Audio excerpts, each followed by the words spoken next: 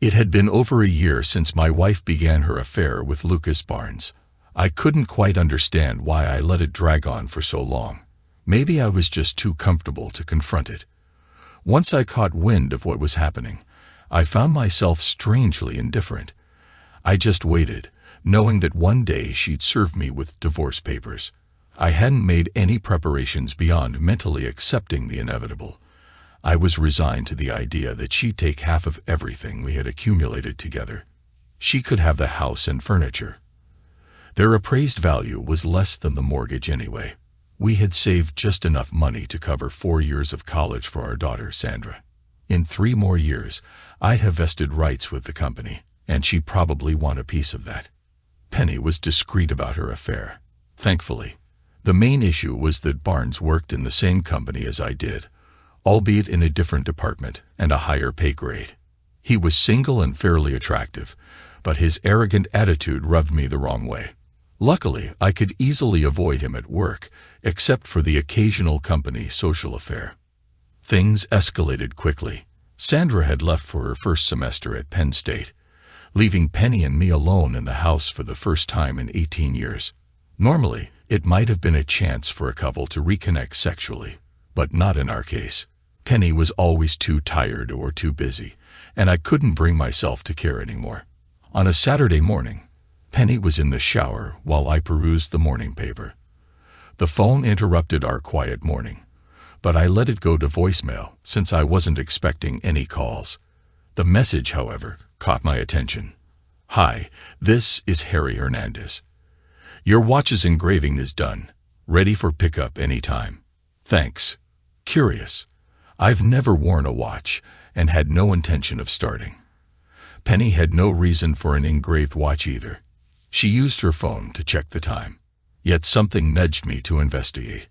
I rarely snooped through Penny's belongings, but today was different. Inside her purse, I found the receipt from the jewelry store. It detailed a Tank Heuer Carrera wristwatch with a black alligator band engraved with Forever. Penny for $3,900 paid in full. I replaced the receipt and grabbed a cold beer, mulling over the situation. It was crystal clear the watch wasn't meant for me.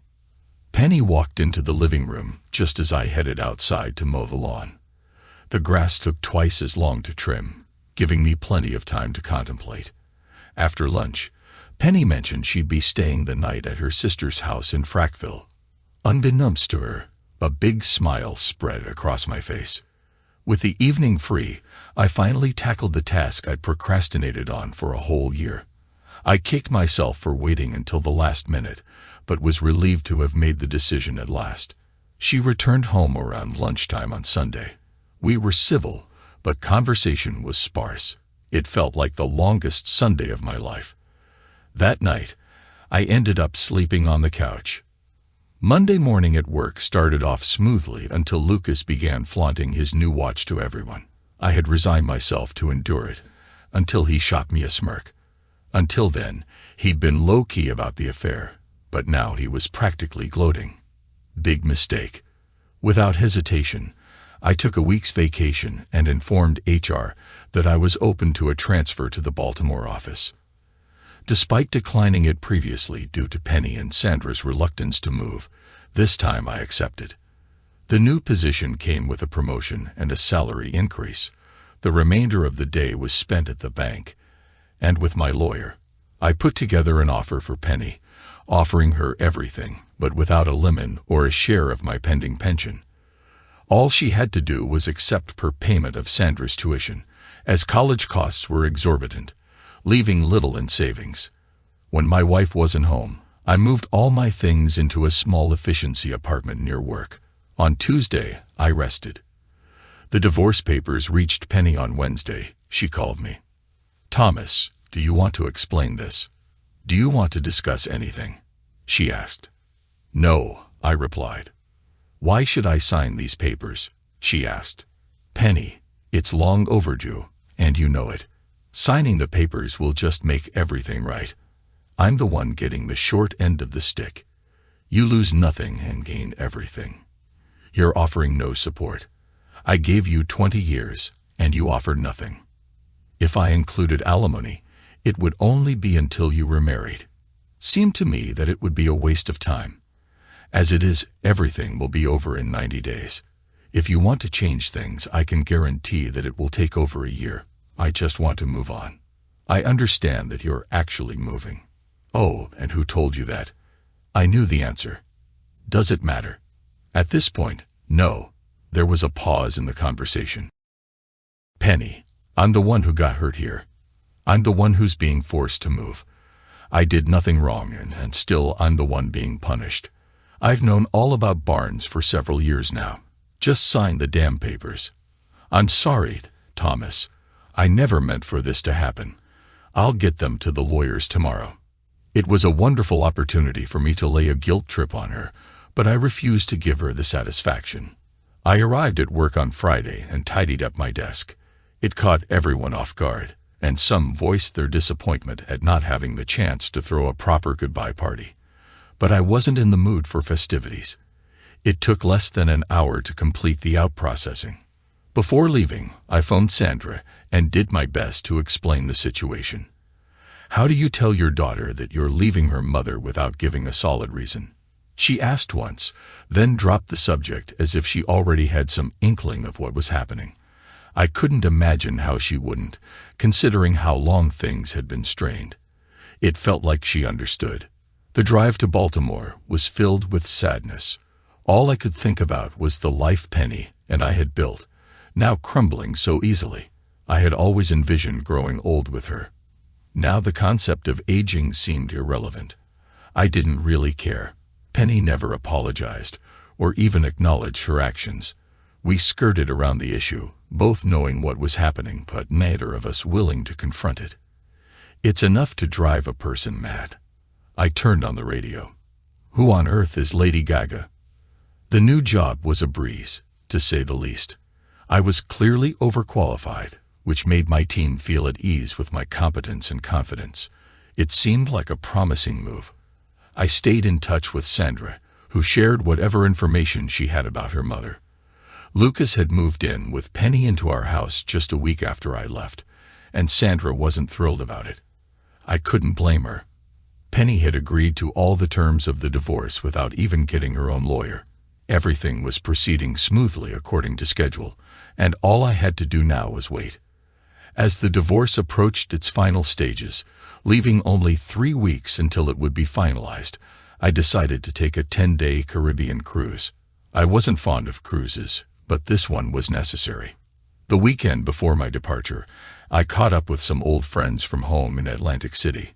I treated them to good wine, dining, and entertainment. It was great to reconnect with old friends. The 10 days at sea felt long. I couldn't decide what I disliked more, the food or the other guests. At times, it seemed like I was being pursued by at least 3 single women, though I wasn't entirely sure if they were single. I made the most of the ports of call to break up the monotony. When I arrived home, I was greeted by unexpected guests, Baltimore detectives, brought in at the request of the Pennsylvania State Police. They came with grave news. Lucas Barnes's body had been discovered at a roadside rest area along the Pennsylvania Turnpike. He had been brutally beaten, seemingly with a baseball bat, and succumbed to his injuries on the way to the hospital. His wallet and watch were missing, suggesting a robbery gone horribly wrong. With the revelation of Barnes' connection to Penny, I found myself thrust into the spotlight as the prime suspect. Thankfully, it took local police less than 30 minutes to confirm my alibi. I had been on a cruise for the past 10 days. The Pennsylvania State Police swiftly concluded that no further investigation into my involvement was necessary. My phone, however, bore witness to the chaos that had unfolded in my absence. Sandra, having shared my cruise plans with her mother, informed me of Penny's frantic attempts to reach me. Knowing my disdain for cruises, Penny's persistence only added to the worry. I returned Sandra's call promptly. Sandra, I just got back from my cruise. What on earth happened? It's a nightmare, Sandra replied, her voice heavy with distress. Mom's falling apart. Lucas never came home from work, and they found him on the turnpike near Downingtown, beaten to death before anyone could help him. When did this happen? Last Thursday. Well, I was in Cancun last Thursday, so it couldn't have been me. Mom insists you were involved, but there's no proof. I just had a lengthy discussion with the local police here, and they seem satisfied with my explanation.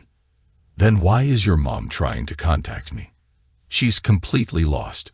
She's lost you, and now she's lost Lucas. She mentioned something about trying to halt the divorce. Can she do that? Not without my consent. If I'd waited a few more days, I wouldn't be dealing with this now. The following week was filled with calls from Penny and an attorney named Winstead. I ignored them all. 2 days before the divorce would be finalized, I received a certified letter requiring my signature. My secretary managed to delay its delivery, giving me a chance to leave the office. I spent the next 3 days in Atlantic City. Before heading home, I called my lawyer. He congratulated me on successfully dodging Penny's attempts to halt the divorce, and then jokingly asked for an extra $10,000 to cover expenses. After a brief awkward moment, he burst into laughter.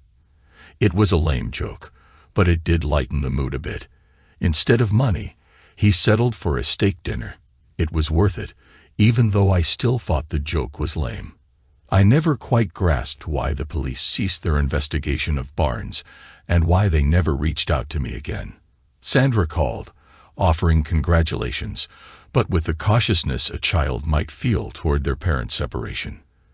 Penny fell into a deep depression, her sister Nicole staying with her temporarily. Suddenly, Penny realized she was facing severe financial problems. I couldn't help but smile as I hung up the phone. For the next 2 years, I had no contact with Penny. I didn't keep tabs on her or inquire about her activities. I spoke with Sandra every month, but we both tactfully avoided discussing Penny. All I knew was that she lost her house to the bank and was working in a women's clothing store at a local mall. Penny did mention to Sandra that Lucas had 2 insurance policies naming his mother as beneficiary, but it seemed Mother Barnes wasn't willing to share. I went on a few dinner dates, but without any hint of romance. Later that year, Sandra made the announcement that her wedding would take place in June. I had met her fiancé several times and was fully supportive of her choice. The wedding was planned for Harrisburg, his hometown, and naturally, Dad was covering most of the expenses. I was more than happy to assist in any way I could. Since the groom had a larger family, it made sense that they would have more guests. I agreed to give away the bride, on the condition that Sandra ensured I wouldn't have to interact with Penny in any way. She reluctantly agreed. I didn't want any drama at my daughter's wedding, but I knew that being around Penny would increase the likelihood of it. Besides getting fitted for a tuxedo, there was one more thing I had to do to prepare for the wedding. I was feeling mischievous, or should I say, my mischievous side got the better of me. The wedding day was beautiful, as they always are. Sandra kept her promise. The arrangements were made so that Penny and I could avoid each other without being too obvious. While I sat alone, Penny was accompanied by a well-dressed man who looked to be around 50. I never did find out their relationship. He could have been a colleague, a neighbor, or her new boyfriend. I didn't really care. At the reception, Penny and her companion were seated at the far left of the head table, while I was at the far right. I patiently waited for the moment to offer the father of the bride toast. As I stood up to speak, I crossed my fingers. It was a silly little prank, but I wanted it to go off as planned. I'm right-handed, but today I found myself holding the glass in my left hand. The words I spoke were inconsequential. It was my gesture that mattered. As I raised my left arm, my tuxedo sleeve slipped down, revealing a stunning Ted Heuer wristwatch with a black alligator band. I held my arm up longer than necessary, ensuring that everyone in the room could see the exquisite timepiece. A sudden gasp from the far end of the table confirmed that my mission had been successful. I extended my speech a little longer than usual, relishing the moment. When I finally sat down, I couldn't help but sport a big grin. Penny had noticed the watch, and all the planning had paid off. A few minutes later, I noticed my ex-wife and her escort leaving the room. She seemed upset, but it was hard to tell if she was crying. I lingered for another hour, playing the role of the dutiful father, before quietly slipping away to my hotel room. That night, sleep eluded me. I couldn't shake the uncertainty about Penny's reaction.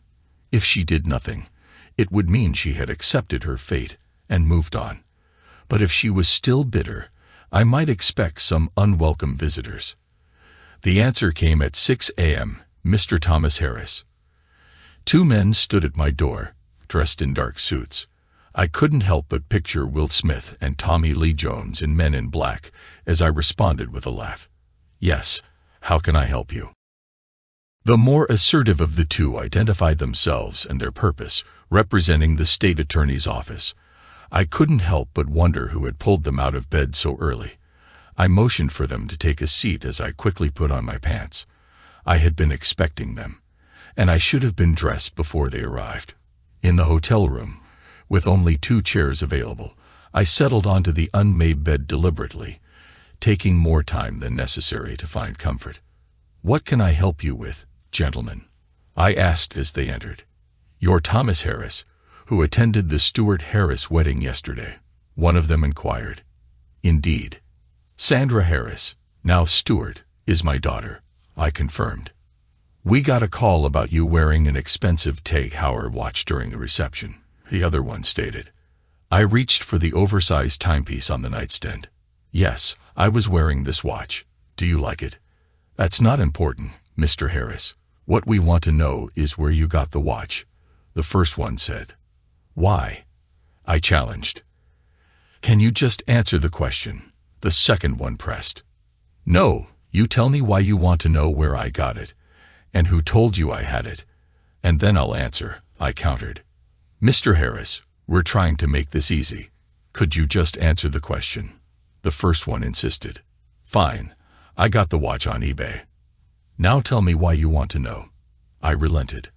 "A watch identical to the one you're holding was found on a man killed in Downingtown 3 years ago," the second one explained. "I'm sure there are plenty of watches like this one. Can you be more specific?" I challenged further. They seemed uneasy.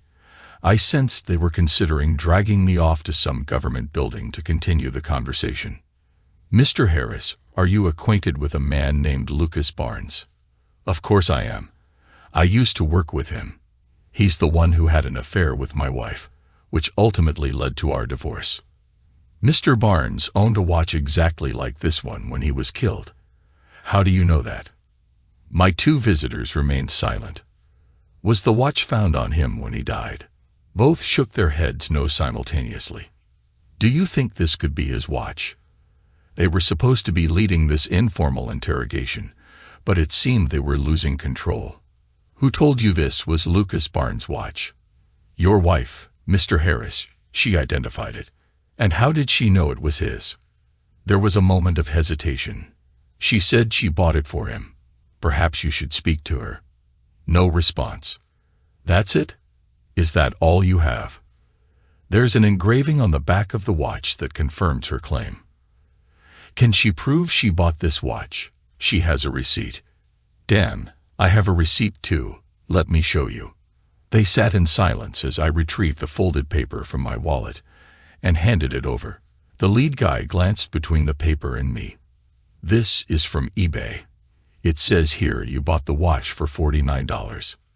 "Yeah, but I had to pay $5 for shipping." "You got a Tag Heuer watch on eBay for $49.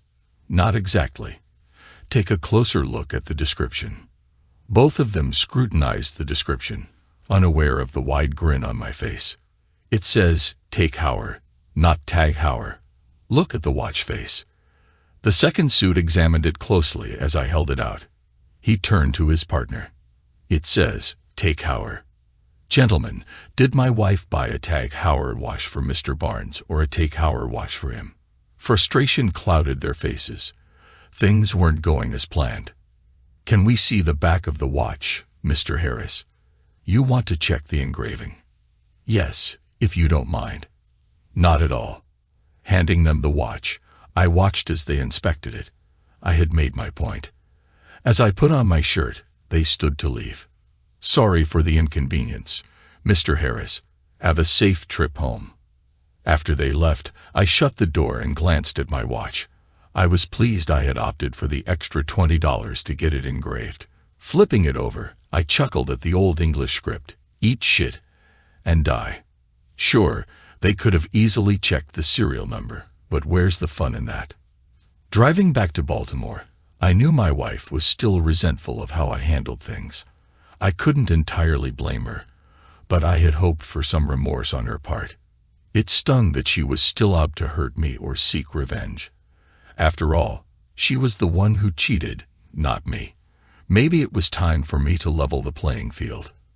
I tossed the Tag Heuer watch out of the car window and reached into the glove compartment. Just by the touch, I could tell the difference. Before putting on the real deal, I read the inscription for the umpteenth time. "Forever, Penny." I hated wearing watches, but maybe I could get used to this one. I'm going to make it through, just like old Blue Eyes said.